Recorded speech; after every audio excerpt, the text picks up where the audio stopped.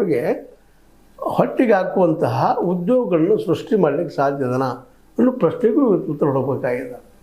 ಆ ನೆಲೆಯಲ್ಲಿ ಆಲ್ರೆಡಿ ನಮ್ಮ ಮೋದಿಯವರು RSS ಪ್ರಚಾರಕರು ಆರಂಭದಲ್ಲಿ ಹೇಳಿದರು 2 ಕೋಟಿ ಉದ್ಯೋಗ ಪ್ರತಿ ವರ್ಷ 1.5 ಲಕ್ಷ 15 ಲಕ್ಷ ರೂಪಾಯಿಗಳು ಬಡವ ಕೊಡೋದಂತ ಹೇಳಿದರು.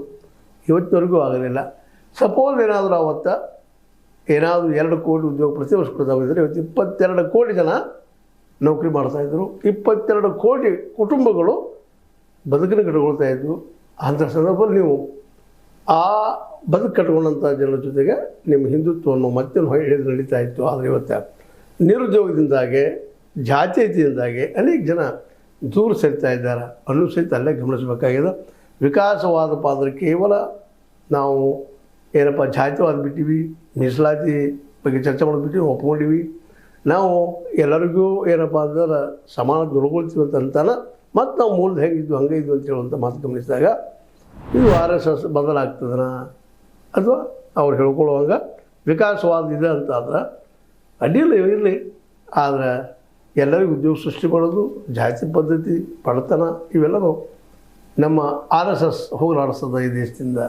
ಮತ್ತು ಪ್ರತಿಯೊಬ್ಬರಿಗೂ ಈ ದೇಶದ ಪ್ರತಿಯೊಬ್ಬ ಹಿಂದೂ ಅಂತ ಅನ್ಕೊಳ್ಳೋಣ, ಇನ್ನುಳಿದವ್ರು ಬೇಡ, ಮೈನಾರಿಟಿ ಎಲ್ಲ ಮಕ್ಕಳಿಗೂ, ಹಿಂದೂಗಳ ಮಕ್ಕಳಿಗೆ ಫ್ರೀ ಎಜುಕೇಷನ್ ಸಿಗ್ತದನ, ಆ ದಿಶೆಯಲ್ಲಿ ಏನೇನು ಮಾಡಲಿಕ್ಕೆ ಸಾಧ್ಯದ ಅನ್ನೋದ್ರ ಬಗ್ಗೆ ಚಿಂತನೆ ಮಾಡಲಿ.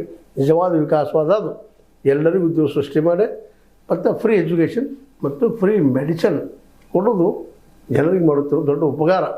ಅದನ್ನು ಮಾಡಿದರೆ ನಿಶ್ಚಿತವಾಗಿಯೂ ನಿಮ್ಮ ವಿಕಾಸವಾದಕ್ಕೆ ಹೊತ್ತಾಗ ಬೆಲೆ ಬರ್ತದೆ ಅನ್ನೋದ್ರಲ್ಲಿ 2 ಮಾತಿಲ್ಲ ಅಂತ ಹೇಳ್ತಾ, ಇಲ್ಲಿ ಕಾಲಕ್ಕೆ ತಕ್ಕಂಗೆ ಬದಲಾಗ್ರಿ ಅನ್ನೋಕ್ಕಿಂತಲೂ ವಿಕಾಸ ಆಗಿರಿ. ಜೊತೆಗೆ ಇವರು ಮಾತಾಡಿದಂಥ ಮಾತುಗಳು ತಾವು ಗಮನದಲ್ಲಿಟ್ಕೊಂಡು ಮುಂದುವರಿಲಿ ಅನ್ನುವಂಥದ್ದು ಒಂದು ಸಣ್ಣ ಅಭಿಪ್ರಾಯ.